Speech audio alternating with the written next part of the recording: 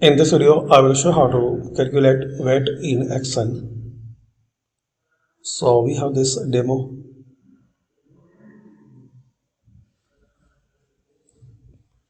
To get the net price after VAT, type this formula equal, then selling price, then multiply.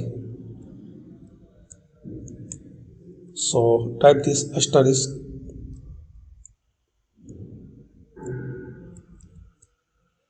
So type this asterisk, then opening bracket.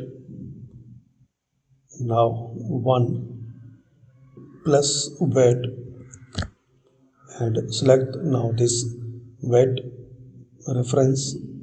Now closing bracket, then press enter.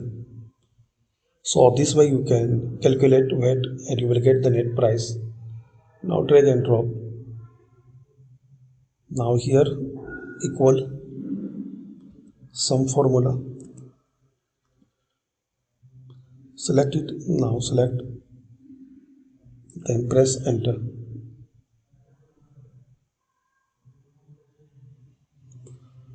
So thanks for watching guys. Comment this video useful for you.